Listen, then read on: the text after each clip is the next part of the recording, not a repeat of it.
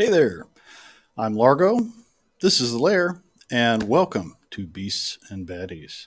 Today we're going to do something a little different, kind of special. We're going to go into the realm of wrestling, which for me is kind of uncharted waters. So I've brought a friend who can throw me a life preserver. Our buddy Ken from Toy Connections. Hey Ken. Here's your virtual life preserver. You're going to have to pretend to catch it. It's actually a Yes. steel chair that bounces off of your head, and I get disqualified. Match over. But it's a disqualification loss, so I keep the title, which I forgot to grab, by the way. So, what a great start to the show. Wow, my head's spinning already. But so you're playing the part of the heel, which ties right into what we're going to cover tonight: the bad boys of professional wrestling. But All right. specifically, a very unique time in the history of wrestling, the NWO era. So please enlighten us, sir. Maybe by starting with some terminology for us noobs who just remember, little bits and pieces of wrestling from yesteryear. Everybody knows Hulk Hogan. Everybody knows the Sarge. Remember Andre the Giant. I remember bits and flashes of certain matches, but I didn't follow it religiously like some other guys. So there's some terminology that can trip us up. And the first of those I'd like to cover is the heel. What is a heel? You got a question for me? It is. I can read. I can read the slide first, and then you can comment. Either way, Because um, this is a great definition right over here. The heel for me, it's like if I'm standing at the water cooler and I'm just having a conversation with somebody who doesn't watch wrestling or maybe barely remembers it and doesn't know the terminology, heel equals bad guy, and maybe you're going to slip to the next slide. Face equals good guy, but this is a great definition right here with the rule breaker and to get the heat, which means spurring the crowd. Like if the crowd hates you, that's good heat. If they're trying to, in the old school days, if they were chasing you out of the parking lot and you had trouble getting to your car, that was a it good meant night. that's right. It meant you were going to get paid and you were going to work against a good guy next time. And the this was back before, and maybe you want to get this terminology as well, before they broke kayfabe, you Right know, now, and kayfabe is the out of the ring um, drama, for lack of a better term. Is that fair to say?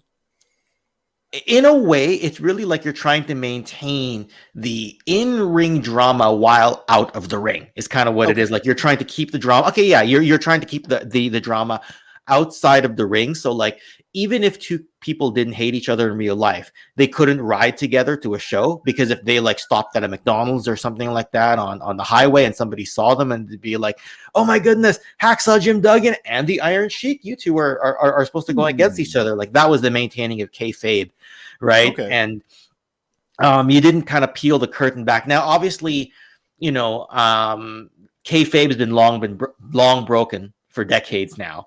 But for the Right. longest time, that was the old school rule. You maintained kayfabe. Yes. Now let's be clear. Wrestling is not fake. These are professional athletes. When they get in the ring, it's a real wrestling match. Some things are coordinated, and there is a lot of pageantry, but it's a real sport, kids. So don't let that It trip you it up. requires real athleticism, like the fakeness, and I'm just using air quotes here. It just has to do with like the predetermined outcome.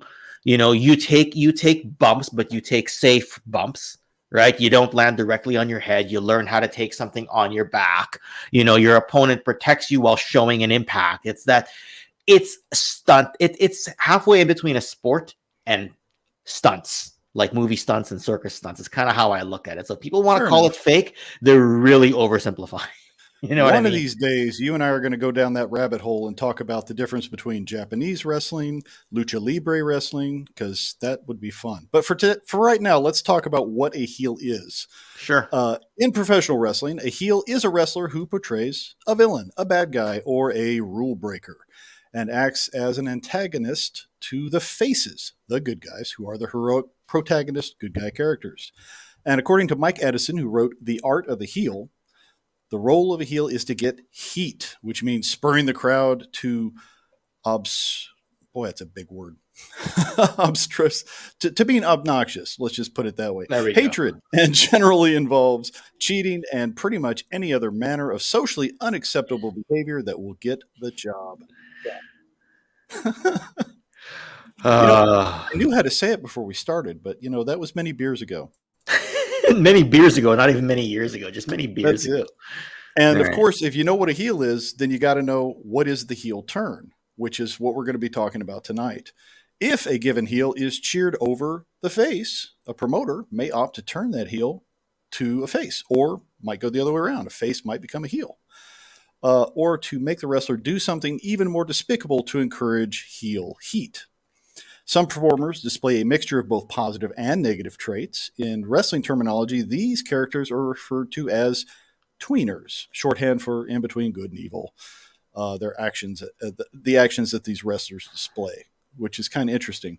I'm sure you've seen the gambit of different characters and how Yeah. they play out.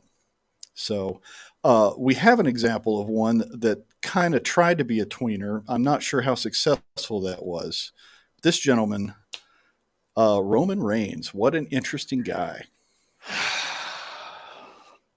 He's been a heel. They tried to make him a face. The crowd didn't seem to be very enthusiastic about that. And as far as I understand, he's back into heel mode at this time in his career. Is that Okay. fair? Roman, it's interesting that you chose to start with Roman Reigns because this is a bit of an advanced discussion, but that's okay. That's Okay. totally okay because um you're like the era that you're the most familiar with, that a lot of our friends are most familiar with, is the 1980s, where it was absolutely clear cut heel, face. Andre the Giant, heel. Million Dollar Man, heel. Hulk Hogan, face. Macho Man, face. When he became a heel, it was a 180 turn, became heel. Um, the thing about WWE is there was always someone who was sort of christened as the guy, whether it was, I don't know if you remember Bruno Sammartino. I do know the Um, name. Hmm. right? He was the guy. He was the number one guy. They put the rocket on his back, all the marketing behind him. And WWE or WWF at the time sort of just told everyone, this is who you're cheering for. And he was marketable. He looked good. He looked the part. Then came Hulk Hogan, right? And then came this sort of like mid era where it wasn't really anyone. They tried to make it somebody. It was sort of Bret Hart, at least for international fans, it was Bret Hart. Then the guy became Stone Cold Steve Austin, right? To Right. an extent, The Rock, that was the weird era, or not a weird era, that was like a great era where you had The Rock and Austin as two like number one guys, and then came John Cena. After John Cena, Vince McMahon and company tried to push Roman as the next big guy. They had him win the Royal Rumble. They had him go to WrestleMania. They gave him certain lines to try to win the crowd over. The thing is, in this sort of like post 2000, like John Cena left WWE sometime around 2016 ish. In that era, that 2015-16 era, and for a few years leading up to that, the fans got really smart, right? And they didn't want to be told anymore who to cheer for and who to boo. Even with John Cena, who was the guy, the number one guy after the Austin and Rock era, that was a weird one because he was appealing to kids and he was appealing to women, but the 18 to 49 male demographic did not like him. But there was enough of a crowd push. Roman was booed while he was a face because the Ooh. crowd did not want to be force fed Roman Reigns. Okay. He was a locker room leader. He was a company man. He wasn't the most talented in the ring. He's kind of an average ring worker, in some cases below average. But he would come out, he'd be fighting a bad guy, and he'd be booed like crazy. And this went on for years, and it was just the weirdest thing. And then people just trashed WWE. A lot of people blame that era as like a dark era of WWE. I don't know what happened if WWE got desperate. I suspect they got desperate due to some pressure from AEW, which is the Khan families, the Jacksonville Jaguars NFL team owners, new wrestling promotion. They got a little, I don't know if that's where they got the pressure, but in 2020, Roman came back as a heel. He was gone for several months. Then he came back and he started attacking the good guys. And everyone goes, Hmm. whoa, what's this?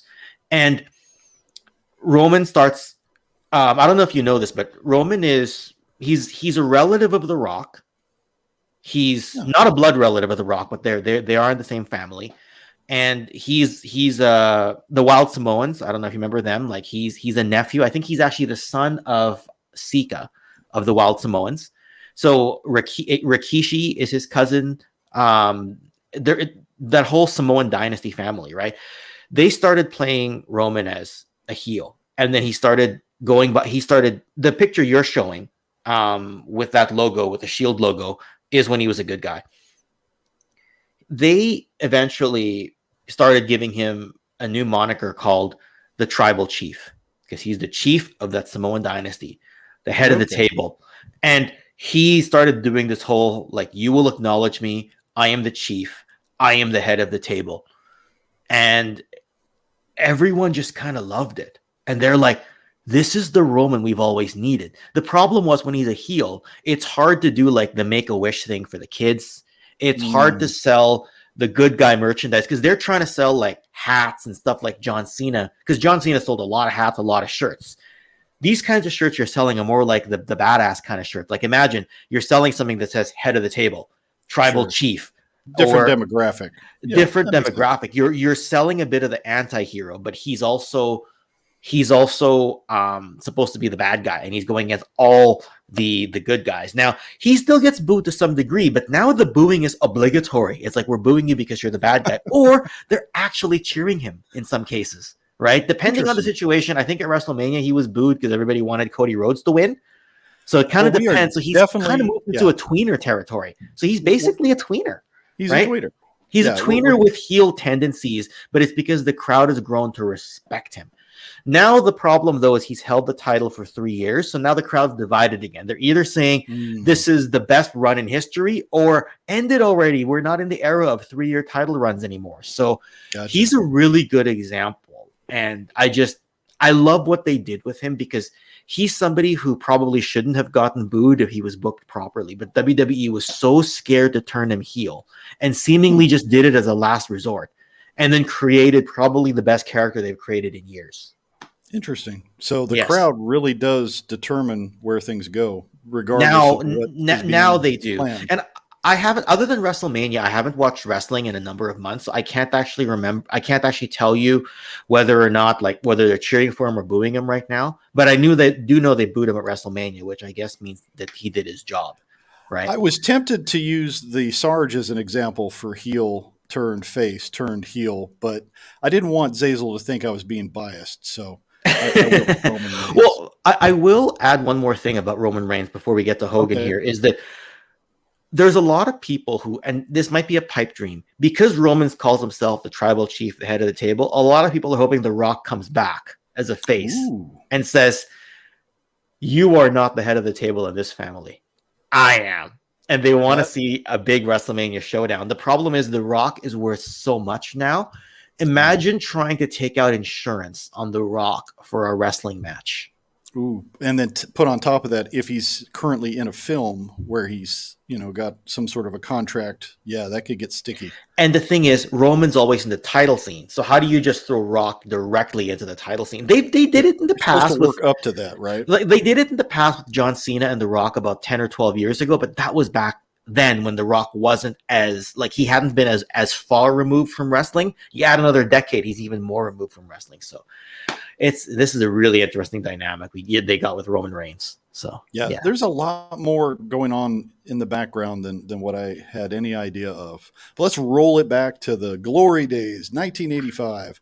This is the time when I remember as a kid seeing wrestling, and I obviously knew who Mr. T was, and Hulk Hogan was in his prime, and his career actually started way back in '77. Yes. I'll just read what I've got here and let me know if you got some notes. Hogan began his professional wrestling career in '77, but gained worldwide recognition after signing with World Wrestling Federation, the WWF, in '83.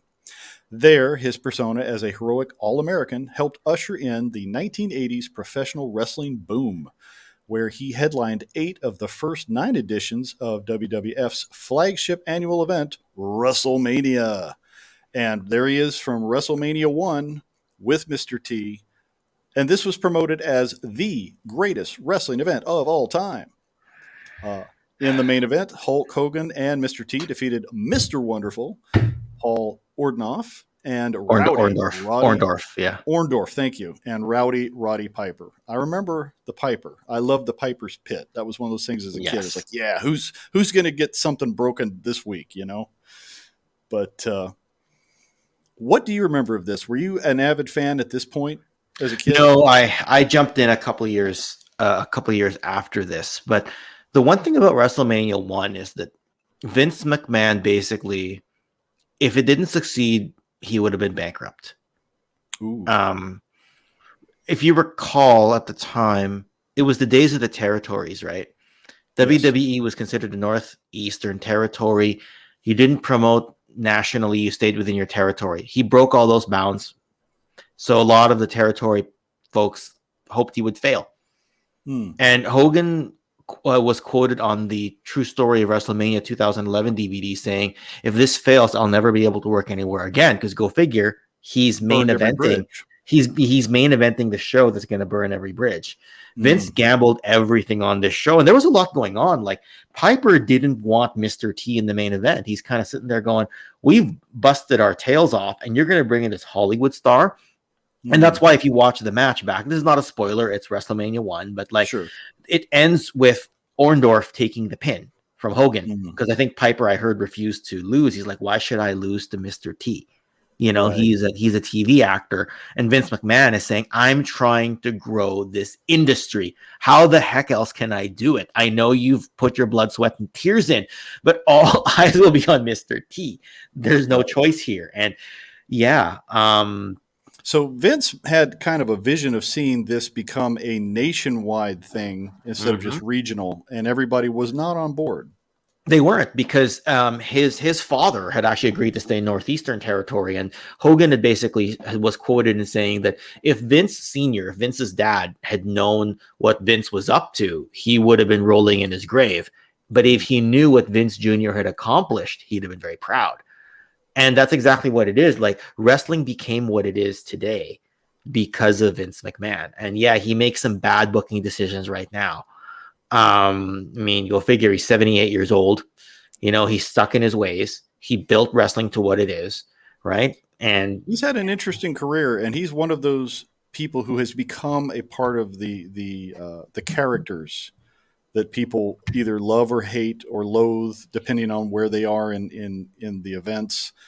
And it's very interesting how not just the wrestlers, but the announcers and the owners and some of the commentators have become just as integral to this entertainment as the guys in the Circle Square. So well, remember the ring announcer Howard Finkel, right? The Fink. He's actually the one who coined the term WrestleMania. Um, interesting. like because he said when the Beatles landed in America, it was called Beatlemania. So why not call this WrestleMania? So that's kind of where it came from. And then yeah, and like if you watch an old wrestling event, whether it's Saturday night's main event or whatever, or a pay-per-view, and you hear Gorilla Monsoon and Jesse Ventura, it's so synonymous with the time. Like I hear Gorilla Monsoon and Jesse Ventura, I just get the chills, right? It's just Yeah. they were such animated characters for that period of time. It's just I loved it, every bit of it. So And that's what I think made this a television success was you had larger than life characters. It drew people in, and the kayfabe sold it. mhm. It really gave people something to tune in for beyond the match. So let's focus on Hogan for a moment because he's kind of a pivotal character in this drama that's going to play out here. So he's the golden boy. He's our All American, and he had a really good run. During his initial run, he won the WWF Championship 5 times, with his first reign being the second longest in the championship's history.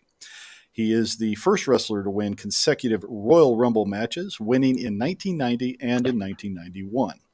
His match with Andre the Giant on WWF The Main Event on February 5th, 1988, still holds American television viewership records for wrestling, and Yeah. that's as of this year. And it's going to be hard to break because Nielsen ratings aren't what they used to be with all the streaming services. So I don't think that record's ever going to get broken. That's fair. Right. Yeah, I miss Andre. He was a great wrestler. I loved him in Princess Bride. He had a sad life and a rough road, man. But what an interesting guy.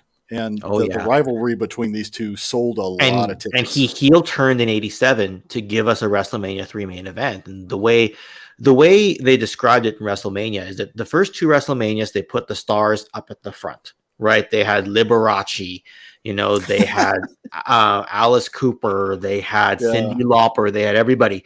By WrestleMania 3, the stars were still there. And I think Aretha Franklin even sang America the Beautiful at the Pontiac Silverdome for that event. But the event wasn't marketed around Mr. T and Cyndi Lauper and all these characters. It was the stars got shoved to the back or to the sides a little bit, and everything was marketed against about Hogan and Andre.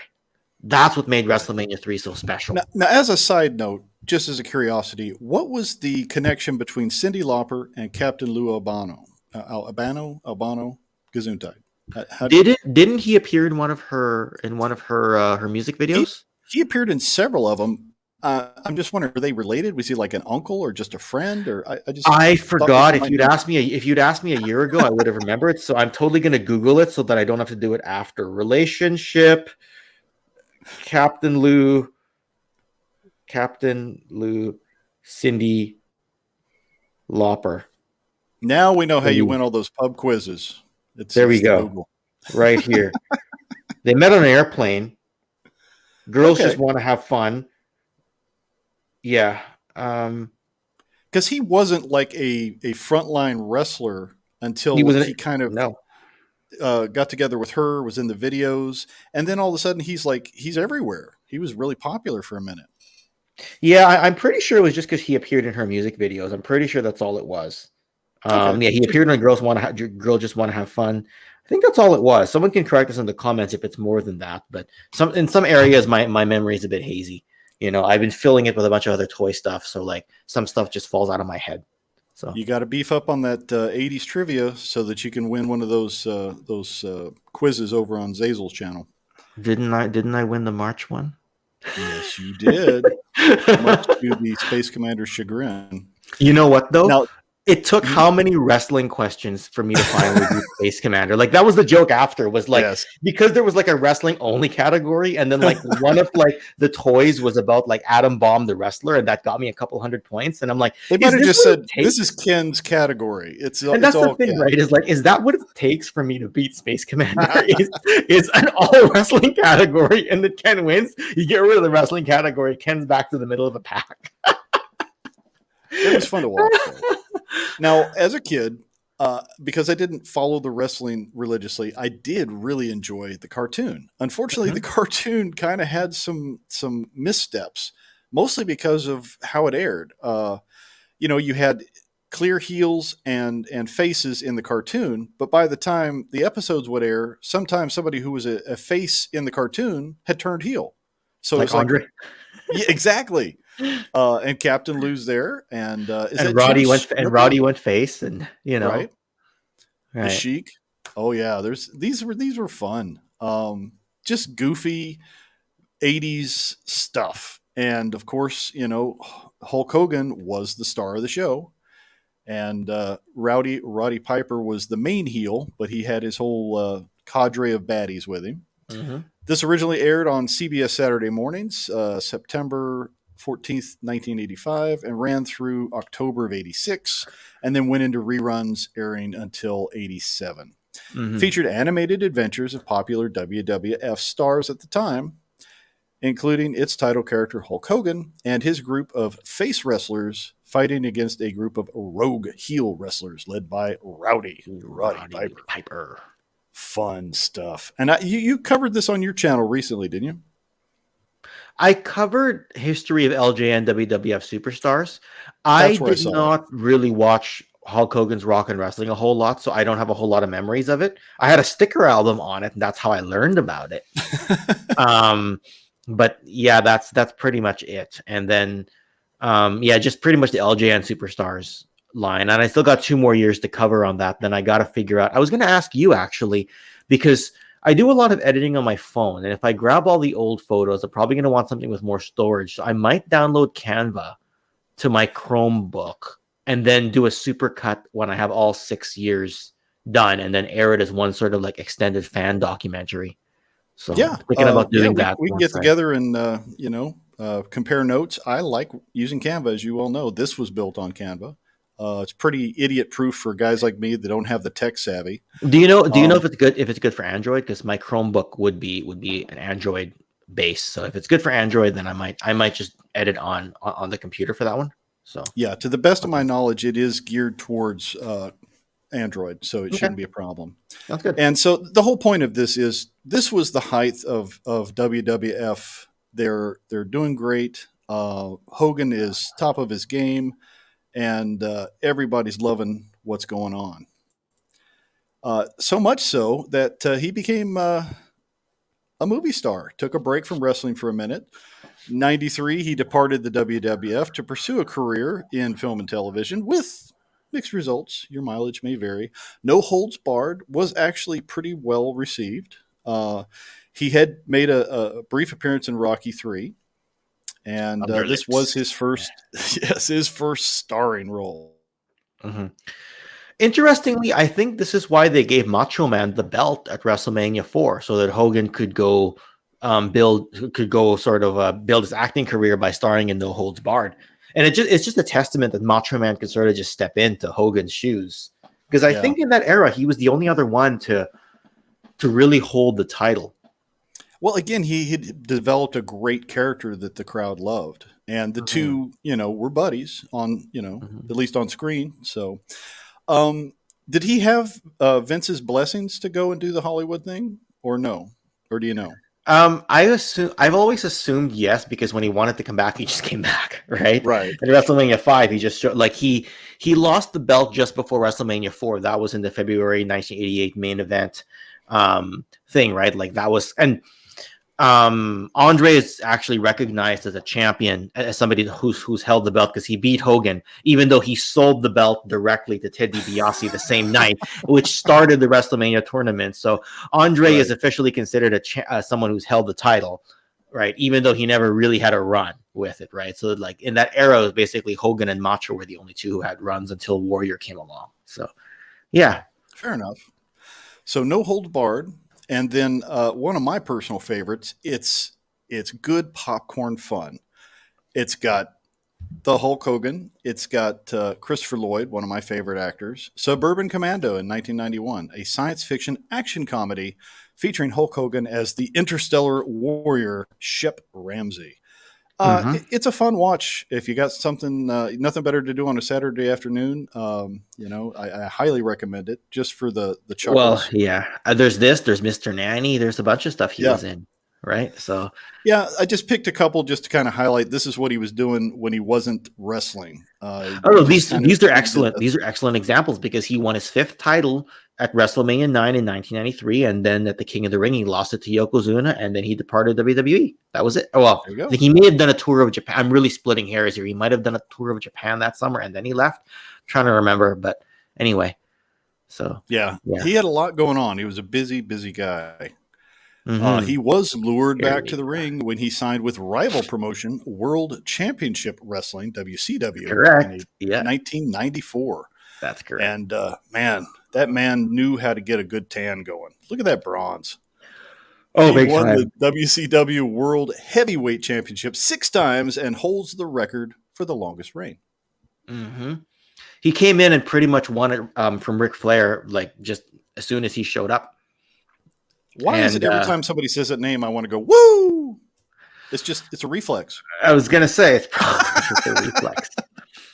It's like you say Macho Man's name, and everybody wants to go, "Oh yeah," Oh, or yeah. whatever. However you do the voice, right? So, right. And yeah, Hogan.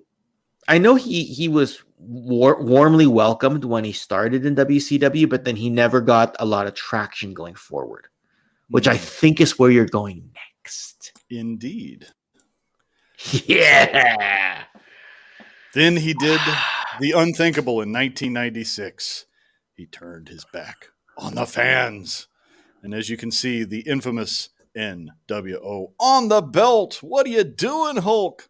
Say it ain't so. Ah, So There's always a debate which was the greatest era of wrestling. And you know what it always comes down to? That golden 80s era and this like late 90s era. Mm. And the golden 80s era was very much a wholesome time. Good guys were good, bad guys were bad. The good guys only did good guy things. They danced in the ring, they had the flashier music, the bad guys The great got real heat from the entrances. crowd. This was an era where the 1990s was a time of rebellion, right? Extreme sports, grunge music, and culture had shifted, right? And the reason This was why a lot of definitely part of that zeitgeist. I mean, that's a you put your finger on it. This was where people were at that moment, and that's right. this was this was such a change in the tide of what was going on, not So just in wrestling but pop culture. pop culture had changed and entertainment culture had changed, right? Like music was different, Nirvana, all that. The rebel thing was a thing. The anti-hero was starting to get big. And the only reason why I would consider this, well, the main reason I would consider this era better than the golden 80s era, and a lot of people will disagree, is you had two good organizations battling head to head on Monday night, pushing Right. each other, stealing each other's stars when contracts were up. We're Stealing is the just gonna get there. We're yes. headed that way. But what an iconic image. Ooh. Yeah, I'm not sure what your next okay, there you go. There you Yeah. go. So I just see where you're going. discussion of what is this the WCW. So Yes. World Championship Wrestling threw a monkey wrench into the works. The WCW was an American professional wrestling promotion founded by Ted Turner, a name some people loathe because of his choices in entertainment. This started in 1988. The company appointed Eric Bischoff to executive producer of television in 1993. Under Bischoff's leadership, the company enjoyed a period of mainstream success characterized by a shift to reality based storylines, which kind of feeds into where we were talking, and notable hirings of former WWF talent. WCW also gained attention for developing a popular cruiserweight division, which showcased an acrobatic, fast paced, lucha libre inspired style of wrestling. In 1995, WCW debuted their live flagship television program, Monday Nitro, and subsequently developed a ratings competition against the flagship program of the WWF, Monday Night Raw, in a period now known as the Monday Night Wars. And here they are, ding, ding, ding, Raw versus Nitro. So, 93 WWF debuted their flagship program, and then it was countered in 95 by the WCW with Nitro. Same night, same time, they're going head to head, and this was going to get ugly. What a time to be a wrestling fan. Monday night was destination programming because they did everything to one up each other, bringing in celebrities, making the girls raunchy as hell, taking more risks, developing new stars. Because Yeah, I mean, even the production outside of the ring became more and more excessive to the point yes. of it was almost Mhm. taking away the spotlight from the wrestling, in my So opinion. this is the main reason why I consider this the best era is not only do you have two promotions, but a lot of the stars who were big in the 80s were there in the Monday Night Wars. They were in their 40s by this point in time, like Hogan, Piper. They were all there. Ted DiBiase was there as a manager slash backstage personality. So he was around, but he kind of wasn't around.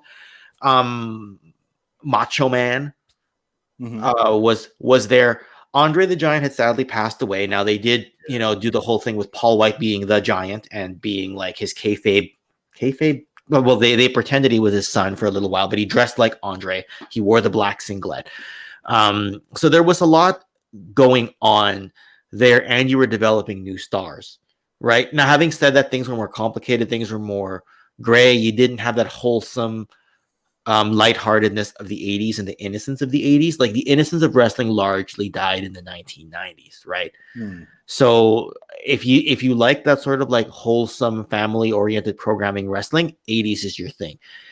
But now Um you could still see like legacy, as in you had mentors of wrestlers who were bringing in the new kids and saying, okay, I'm putting him under my wing, I'm sponsoring this guy, or I'm at least acknowledging that I think this kid's got a shot, that kind of thing. to Uh, some degree, you got to bear in mind in yeah, WCW, the top guys were still very much Hogan, right. Macho, Flair.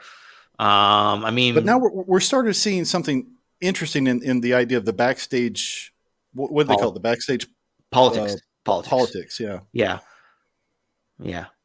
So But there wasn't what was the posse, the back the what click, am I the thinking of? click, The the click, click. Thank the you. The click. click. That was something interesting, and I don't know that that was completely staged. I think that was kind of an organic thing. I don't know. What do you think?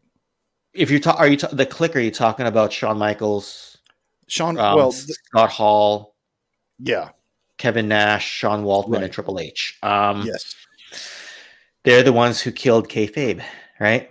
Mm. Um, maybe you know the story, maybe you don't. But in 1996, right when Hall and Nash's contracts were expiring, they went to the ring and celebrated with Triple H and Shawn Michaels, and they all celebrated. They all hugged in the ring, and they all celebrated together at Madison Square Garden.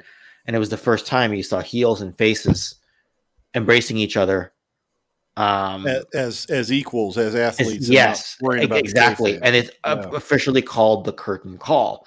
Mm. Right? Hall and Nash left. Triple H was punished. Shawn was the champion, couldn't get punished. Hall and Nash went to WCW, Right. made the NWO, and maybe you're going to talk more about the Hogan Yeah. thing. I'm not sure. Do you have another Yeah. slide about Hogan? I do. We're definitely going to tie right into that. So now you've got the stage set. You've got these two major powerhouses gobbling up a lot of airtime and trying to get eyeballs on the ring in both of their respective channels, and it was tough. And out of this, Eric Bischoff, what a real life heel, interesting character. In '96, Bischoff signed WWF superstar Scott Hall, better known at the time as Razor Ramon. 2 weeks later, on Nitro, Hall was joined by Kevin Nash, most previously known as Diesel in the WWF, to become the Outsiders. Quite the interesting duo. Bischoff intentionally depicted the duo as WWF rebels who were not under contract to WCW, and this was kind of cheeky. The Outsiders expanded and became the New World Order, the NWO, with perennial fan favorite Hulk Hogan aligned when he aligned himself with the Outsiders in July of 1996. So he was skirting the line there with some of his promotions, and some people say dirty pool. He was not playing nice. He didn't play nice. First off, he because he knew Raw was taped. He would give away the Mm-hmm. results. Right? You might have found that in your research. He would give away the results and say, "Okay, don't bother changing the channel. I'll tell you what's going on over there." Ouch. When Hall came to the ring the first time in May of 19, I think it was May 27th of 1996. I don't know why I remember the exact date, but I'm pretty sure that's the exact date. He comes in through the crowd, grabs a mic, and basically starts going, "You know who I am. You don't Mm. know why I'm here. I got a surprise for you. We're taking over." And everyone's like, "Did Vince send this guy?" And then Mm. 2 weeks later, Kevin Nash shows up, and they're like, the measuring stick just changed around here. We're taking over, and we're gonna bring a surprise buddy at Bash at the Beach in July of '96. I don't know if you're getting Oh to yeah, that point right now. we're All right, getting I'll there. I'll, I'll let you get there. Ah, We're there. yes, The yes. Hogan heel turn. The Oh, Bash at the Beach, I watched this 1996. that night. I was 14 years old. It changed my life. And a lot of people feel that way who were really into the wrestling because so many things were in motion. And it was just like, what just happened? What did I just see? At Bash at the Beach, Hall and Nash fought the team of Lex Luger, Sting, and Randy Savage and promised to add one more man to their entourage. Yeah. After Luger was taken out of the match, Hulk Hogan came out to make the save. only to turn on Savage and reveal himself as Nash and Hall's third man. And the crowd didn't see it coming. And immediately after this, they began cutting promos and calling themselves the New World Order. And this is the last time we see the yellow and red for a while. Okay. I'm just going to summarize this because I think you're just getting familiar with it. Some of the viewers may not have watched this era of wrestling. This is quite the thing because Hall and Nash challenge any three WCW stars. And then Luger, Sting, and Savage step up to the plate. Luger's taken out early in the match. For the most part, it's 2 against 2. But before the match starts, Hall and Nash say, "Our buddy's ready. We'll take care of this right now." And everyone's going, the third man's not going to start the match. And they've been building up the who's the third man for like weeks and weeks now, right? And part of this whole thing is some of these guys used to be friends when they were all together under one company. And now you've got these two outsiders that have broken off, and some friendships and rivalries were going there. And some of it was real. It wasn't kayfabe, as you know, if that was still a term at this point. There was some real hurt feelings. There were, because these guys were taking the top spot now, right? And then, like, I remember watching it live, and all of a sudden, everybody in the crowd stands up and looks down the aisle, and then you hear Bobby Heenan on the. You remember Bobby Heenan? By this time, he's an announcer, and he's going, "Hulkamania, Hulkamania!" Hulk goes to the ring. Hall and Nash jump out of the ring. Hogan goes in, and he's looking around, you know. And then all of a sudden, he drops the leg on Randy Savage, and then he starts acting all heel, like, ah! And then and throw everybody's like, "Savage is your buddy. What are you doing?" They throw so much debris in the ring. The whole ring is littered with debris. And Hogan is like calling the fans pieces of crap like you'd never seen anything like it before. Watching it at the time, I was like, because Hogan was like Superman to us, right? Yeah. He was that pure hero to us. And Mean Gene comes in to interview him. He's like, "Hulk Hogan, I can't believe you're doing this kind of thing." And Hogan's like, "These fans never appreciated me. I'm bored back here. This is the new world order of professional wrestling right now." I'm like, "Oh my God, I can't believe they're doing this." Right. And it was the last time, like you said, we saw red and yellow for a long, long time. This is what kicked the war off. Like, there's a reason Eric Bischoff calls his podcast 83 Weeks. And it's because they beat Raw in the ratings for 83 weeks and nearly put Vince out of business. Oh yeah, they beat them soundly, and there was just no stopping this. This was something. So here we are, the Hollywood Hogan, the heel, all in black, and with a whole new attitude. Yes. The New World Order would gain prominence in the coming weeks and months. Hogan grew a beard alongside his famous mustache, dyed it black, traded his red and yellow garb for black clothing, renamed himself Hollywood Hogan, and returned to WCW programming 8 days after his heel turn. So, wow. What more can I add to this? Nothing. Like, look at the change for somebody who did not. If people missed this era and they're catching up now, this is a shocker to see, right? Absolutely. I mean, it's like you said, it's like Superman getting hit with red kryptonite and turning bad or whatever. It's like, what's going on? It was something, but he was not alone. He had help, and this has been said to be one of the most controversial and influential factions in wrestling history, and it started with these three guys. Nitro began a nearly 2-year ratings domination that was largely fueled by the introduction of the New World Order. Led by former WWF performers Hulk Hogan, Scott Hall, and Kevin Nash. And we'll talk about Hall and Nash here in just a second.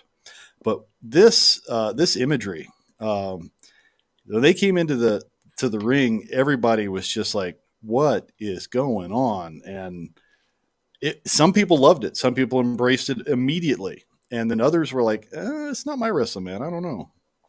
But there were enough people who liked it, though, right? Because ratings were getting really high at the time. Oh yeah. Well, it's the thing. Even if you hated it, you still had to watch. You had to know what was going to happen. So they had Exactly you either it. way. It's exactly So, it. and from here, let's talk about Big Daddy Cool, Diesel. Nash first gained exposure in the professional wrestling industry by performing for WCW from 90 to 93 under multiple ring names. In 93, Nash signed with the excuse me, with the World Wrestling Federation. It was still the WWF at that point, now WWE, under the name Diesel, nicknamed Big Daddy Cool. While performing as Diesel, he achieved status as a top star in the company, winning the WWF World, Intercontinental, and Tag Team Championships, the WWF Triple Crown. His 358-day reign as WWF champion is the longest of the 1990s. While in the WWF, Nash was part of the Clique. This is what I was thinking of, an influential backstage group that included Shawn Michaels, Triple H, Scott Hall, and Sean Waltman. And AKA this the was, 123 kid, AKA X yeah, Pac. and Yeah. oh, he pops up again later, definitely. And this was something new, something different. There'd always been some backstage stuff, and a lot of that was filmed, and a lot of that was part of the production. But the Clique was something. It was different. I can't really put my finger on it, but It was different because, for the most part, for a long period of time, they were not on camera together, right? right. They were basically a backstage traveling crew, and they had a lot of booking power and a lot of pull with Vince McMahon. Yes, they got the team up here and there. Like eventually, Triple H and Shawn Michaels formed the Generation X. Sean Waltman, starts with the NWO, gets fired, goes to the Generation X when he comes over. Hall and Nash go to WCW together to start the NWO. So yeah, the Clique, they were never all together in a faction at the same time But they were all affiliated one way or another, with maybe lots of booking loosely. power. Yeah. Yes. No, they were And that, tightly. Oh, I see what you mean. Like if they were in different promotions, they were still yes. good friends. But yes, they were. Oh, Yes, yeah. the affiliation would have to loosen up because they're on the road hundreds of days a year without each other, kind of thing. So yeah, But now Vince didn't have all the cards. I mean, these guys could call some of the shots, and I don't think he liked that very much. definitely didn't have all the cards. So yeah, And the other cohort, Kevin Nash. Beautiful blonde locks at that time. Nash left the WWF and returned to the WCW in 96, where he performed under his real name, partnering with Hall as the Outsiders and founding the New World Order shortly, uh, you know, joining them Hulk Hogan. As the NWO storyline became one of the most prominent in Monday Night Wars, Nash maintained his status as a top star, winning the WCW World Heavyweight Championship 5 times and the WCW World Tag Team Championship 9 times. That's impressive. very impressive. And, for a lot of people, he was probably, this may be controversial, but he kind of outshined Hogan at this point. He was instrumental in what the Outsiders became and how the New World Order worked together. Hogan was definitely the guy that everybody looked to as like the head honcho, but there's a lot that can be said for what Kevin Nash contributed. 100% true. The other thing too is Hogan, I think, only worked certain dates in his contract. Like he had less Yes. dates obligation wise, and Hogan was the establishment, right? Like Nash was a few years younger, right? Like he was in his 30s, so he was closer to his prime years than somebody like Hogan. Mm-hmm. And that's probably why he had a lot more time on camera, and he was definitely pivotal in a lot of the drama that went on from week to week. Yes, 100%. Okay, so let's get on to Razor Ramon. He won the WWF Intercontinental Championship 4 times. He departed the company in 96 and subsequently signed with rival promotion WCW, where he became a founding member of the New World Order, along with Hogan and Nash. And he went from Razor Ramon to Scott Hall. And as Hall, as his real name, he became a 2-time WCW United States Heavyweight Champion, a 1-time WCW World Television Champion, and a 7-time WCW World Tag Team Champion. So no slouch in the ring. He did good. Not, you know, Not as good as Nash, but he was good. Um, People tend to look at them as equals, even though like the number of titles won, like there was, like you don't see world title here, right? Hmm. Nash, I think, had more official booking power than Hall.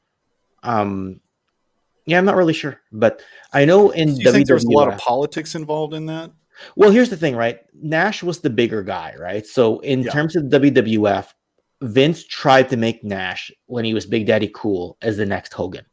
Mm. It didn't really work. Fans didn't quite get behind Nash, so they kept putting the belt back on Brett. Right? Hmm. It was kind of like I always suspect that Vince had wanted Nash to be his new Hogan and Brett to be his new Macho Man. Yeah. Right? That kind of makes And sense. the thing is, his Hogan didn't work out, so he kept putting the belt back on his Macho Man while he searched for the next Hogan. Right? Mm. So that's why people always feel that Brett was never treated fairly by Vince, because Hmm. if Vince wasn't trying to build Lex Luger to take Hogan's spot, he was trying to build Kevin Nash to build to Right. take Hogan's spot, and Brett was sort of like just there to be like the reliable one, Yeah, he right? was he was the Robin to the next Batman, and I don't think he liked that. Yeah, yeah, and and he would basically, you got to bear in mind, Robin became Nightwing, right? That's right. So He there went you out go. on his own. Right, So, the next guy that Easy next E. persona, yeah. Bischoff moved from his role as commentator and joined the NWO as a manager. His television character, dubbed Easy E by Scott Hall and Sleazy E by the WCW commentators, became Yes. a dictator and egomaniac as the NWO boss. Hmm. What a jerk. I don't know how much of this was put on because he didn't seem like a very nice guy. He He was a brilliant force to help wrestling evolve to the next level. He yeah. broke a lot of rules. And man, I've got the hair to cosplay as him. I've always made the joke that you give me an MWO shirt, a leather jacket, some contact lenses, and just walk into a Comic Con. Everyone will be like, "You're Eric Bischoff." Whoa, I it's could I could easy. pull it off, get the blue jeans and everything. But I might have to take a power bomb for it, because someone's not going to like me. They're going to think I really am Eric Bischoff. Might have to work on my tan a little bit, but anyway. Um, he was a bad guy on camera, and a lot of people felt he was a bad guy off camera Yeah. as well, because he would throw money at talent, right? Like the reason why he got the Lucha Libre and some of the stars from Japan is because he had Ted Turner's money to throw around, and that built his mid card scene while his NWO characters were on top. Hmm. Now, at the end of the day, though, he gave these people too much booking power, so WCW kind of floundered after a little while. That's what Right. happened. So a lot of times Eric Bischoff was running by the seat of his pants, right, or flying by the seat of his pants. So yeah, Right. And that, so the NWO era, I mean, it was kind of an odd thing because the NWO wanted to still keep that outsider persona. It's like, we're not the establishment. We're doing things a different way. But yet they kind of had to become mainstream in order to continue to grow. And it was like, that transition was kind of odd. And then, so some of the progressive additions to NWO weren't quite as spectacular as they were initially. Is that fair? I mean, if where you're going is that everyone kind of ended up in the NWO because everyone Yes. got sick of getting their asses kicked, because there Yes. was the joke in the rise and fall of WCW 2009 DVD is that it used to be that, okay, there was 6 guys in the NWO, everyone gets sick of getting their asses kicked, next thing you know, 4 limousines show up a few weeks later and there's 30 guys in the NWO, and it just became like, I think it was Chris Jericho or somebody who said that in the rise and fall of WCW, and it's like, yeah, they watered down the NWO concept because they kept falling back to it, Right. right? Now, They start, yeah. why was Sting an outlier in that? I mean, he kind of was an interesting character. He was always around, but he didn't want to be NWO. And Okay. was that? Yeah, tell me more about that because that's curious.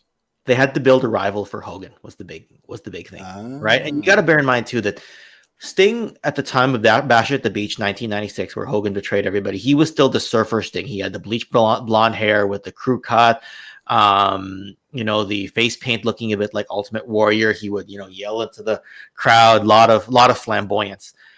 And of course, he switched to his Crow character, which you might even be able to see it right here. Here, Mm-hmm.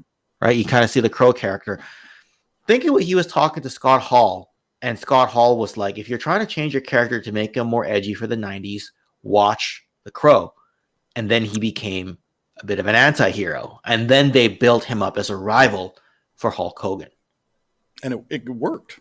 I mean, definitely. Well, as far as the crowd goes, they really loved Yes. that rendition. Yes, and that sting stayed around and is even in AEW right now as an active wrestler in his 60s. He didn't Wow. take many injuries back in the day, so he can still wrestle at 60 something. And It's impressive. unfortunately, because of Hogan's backstage booking power, Sting was not made to look as strong as he could have been. That's a whole nother thing, Hmm. because they built him up as an opponent for Starrcade 97 in December of that year, and it was kind of a screwy finish. It kind of Now, stole some of Sting's thunder, but that's a whole nother yeah, story. another side road, because I'm not really sure how all this works. Back in the day, it was ticket sales. You're going to see an event. That was what drove things. Having it televised, having it promoted, there was money involved. But then things changed. Things went to cable, then pay per view, and then all these other ways of bringing revenue. How did that influence, how bookings were made, how events were promoted? I mean, it had a lot to do with some of these changes that we saw in the '90s. Mm, sorry, I kind of lost where you were going there. Like, Trying to follow the money. I mean, when you're doing, back in the day when you only had a few channels and it was all about commercial spots and selling tickets oh, for events, it was one okay, thing to draw revenue. okay. But then when you went to the cable model and then you have the pay per view model on top of that, it's something very different. But they still did house shows, right? Okay, They yeah, still did that, and merchandise. yeah, You got to bear in mind, like everybody had an NWO shirt, right? that's true. So, And I'm sure Vince was not happy about all the merchandise that was flying off the shelves for these guys at that time too. yeah, and it was the best time to be a wrestling fan. Like, it's just the Monday Night Wars was just something else, man. 97, 98. It was just, oh man, 4 hours of wrestling a week and pay per views. Like, Wow. man, Yeah. there you And go. that ties us into the merchandising. I picked a couple examples, some from your collection. Yep. You know, and this is curious to me. As you know, as things evolved, eventually the WWE won out, literally bought out the competition. And so all of their rights to all of those events and the merchandise and everything is now under one house. So, when I first saw this box, I'm like, wait a minute, it says WWE, but then it's got an NWO shirt, and I'm confused. And then, okay, so it's like, okay, now I get it. It's all promoted together, and this is part of the history of wrestling. It's like, it just seems weird, though, to see the WWE logo on a box with an NWO shirt. You know what I'm Well, it's saying? because Vince bought WCW in 2001, Right. right? Now, obviously, Yeah. he bought like the video library, the trademarks, and everything, but he didn't necessarily get the contracts of the wrestlers, right? Because I Okay. think the way it worked was that while he was able to own WCW, I think a lot of the wrestlers were signed under the Turner Greater umbrella, Ah, if that okay. makes sense. Like they were signed to the parent company, I think. That's why Hogan didn't come back to WWE for another year. Okay. Right? And that's why you'll always see that big stare down between him and The Rock at WrestleMania 18. Vince actually bought out WCW just before WrestleMania 17, but a Oh, lot of people sat for a year, mm, right, until their right. contracts ran out, Makes sense. right? But at that time, most that wasn't public knowledge. So No, they just wondered, like, okay, so you own WCW. Where's Sting? Where's Goldberg? Where's Hogan? Right? right. And it was like, well, only the contracts I think that were signed under WCW Hmm. worked. I don't know all the politics behind it, but like only some stars came over, right? And a Right. lot of the big ones didn't. I guess because the Turner parent company had more money associated with it, so they signed them there. I think is how it worked. It's You know, complicated, it, you it know. is. It is. But what's not complicated is our love for toys. And you, my friend, know a lot more about wrestling figures than I. And you've done quite a few histories on your channel about these. I didn't go into the lore because that's not my ballywick. I just picked some of the more modern pieces. Um, but LJN and who else has had the license? It's been all over the place. Hasbro's had the license. Hasbro, right? Yeah. And it's currently with Mattel for this particular line of figures. These are some more of the deluxe styles. They've done, the red and gold Hulk, but right now we're talking NWO. So I wanted to show this one. 3 head sculpts, multiple hands, his head scarf, the NWO shirt, which can be ripped open, which is a nice. The boa, the belts, nice. It's just a nice set. These ultimate editions are kind of like the cream of the crop, right? You can buy elite style ones that are the same Mm-hmm. scale, mostly the same articulation. They don't always have double jointed elbows, but some of them do. But you So won't get as many different price accessories. points for kind of, if you Yeah, the just want ultimate something on the shelf. editions. That's right. The ultimate editions are kind of like your deluxes. That's actually a good way to put it. Okay. Right? And these are some from your personal collection. There we That go. is what a set. Man, those are beautiful.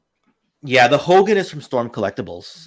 Storm Okay. Collectible, they must assign him to a single license, and that's why the head sculpt looks a little bit different than the other one. And then, of course, you've got the Mattel style Outsiders. Mm-hmm. If you look at the Kevin Nash, that's not even an elite or an ultimate edition. It's just a basics style Kevin Nash. Because if you look the hip articulation, it only goes up and down. It doesn't have a sideways movement. Oh, That's just the okay. basics. I eventually got an elite style Kevin Nash that had the sideways kick. Right. But at the And time I took that's another this, thing with these guys. It's really tough. It's like if you have a particular version of a wrestler, a certain look that he had or from a certain era, you could be going down, trying to find a needle in a haystack to find that particular look, that particular era, that style to there's get what some I you still want. don't have. Like I don't like collecting the basics figures, but I couldn't find a Kevin Nash. And I was like, when I Yeah. saw this basics version, I was like, that's good enough. So he's missing the torso articulation. He's missing the hip articulation. Again, I eventually got one, but this was in the time when I didn't have one, right? And I've Right. slowed down my wrestling collecting a lot lately, just to focus on other toy lines now, like the one we talked about before the cameras went on, which is a whole Oh nother yeah. topic. But and a few other toy lines now. Like I realize the whole world doesn't revolve around wrestling, and I just have to accept that now, even if my world revolved around it for a very long time, Jim. Right. Now with your wrestling collection, do you go by era? Do you go by character or persona, or does it just kind of depend on how you want to display? Okay, yeah. So a little bit of both. For the Mhm. most part, I go by era. Like I do have like the golden 80s and the attitude era are kind of like my main ones. And then there's the new generation era, that's kind of sandwiched in between, right? And then there's the ruthless aggression era, which comes after the attitude era and after the Monday Night Wars. And then there's you sort of get into the modern era. You get into the PG era and the current era and AEW and all that. So I do collect by era mostly, but it really spirals out of control because how far down the card do you go? You know what I mean? Right. Like if you look at the 80s, the characters, you just collect the main eventers. Do you get all the tag teams? Okay, so you get some good tag teams. Do you get the tag teams that maybe you don't like as much? Like in my case, it's like the Killer Bees. I have them. Do I care that much about them? Eventually, I didn't get some of the enhancement talent characters like Corporal Kirshner, from the Mm. 80s. I didn't keep one. I think I had one. I think I had one in my history of LJN video. I can't even remember what year he's from, but if I have it in my collection before I film the video, I'll probably keep those enhancement talent guys. Mhm. But once the video's done, I might get rid of the ones I don't want because they just happen Right. to be in my collection through collections that I pick up over the years. And then I sell them at toy shows and whatnot. But again, Yeah. the question is, how far down the card do you go? Because even if you collect by era, you know, Yeah. how like there's so many characters. There's ones who didn't appear that many times. I don't And know. this is a very different animal than collecting like superheroes or other genres because those have an ending place a lot of times. You have a particular line like superpowers. There's only 3 series. You know what's in there. You can collect them all. You're done. It's it. Wrestling just goes on and on forever. It's like there's no end to all the different figures you can collect. I don't know how you can keep up with this. It's Well, daunting. LJN would be a bit like superpowers from that perspective, where it's like Okay. it's more finite, right? Yeah, there's variants you can get and whatnot, but it's the Mattel moderns where it's just an infinite black hole because these toy companies, and a lot of people talk about it, they've learned how to get your money. They've learned how to market Variants. it a certain way, and anytime, Yes. um, like you often see people complain in the GI Joe classified world, oh, they released this version and then they made a better version later. right? That's not where we're going here Right. with this photo. But like in Transformers, they've always done it. They've given us kind of like a Starscream in the gray, and then they give us one in the white color that looks like an anime version. Like they always do that. Right. And wrestling sometimes does that. They don't always do that, but they sometimes will. They'll give us, you know, Hulk Hogan, and then they'll give us Hulk Hogan with the belt, right? Yeah, They'll do things like that. Hasbro definitely had me shaking my fist with some of their Marvel Legends choices because they'd put out a character I like in a particular costume I didn't like, but just wait a year, they'll put out another version, and you got to buy that one, because it's a variant. But But that's they've always done that with yeah, Transformers. They'll in the Transformers Siege line, they released everybody with battle damage first, right? because they And know then they you're going to released get that everybody one. and then they released everybody in a cleaned up look. And it's just like, but for Exactly. Transformers, it's been going on for decades, right? And that's why it's like, I don't want to say that people give them a pass, but like they sort of just got used to it. And I don't know I can't even say that's right or wrong.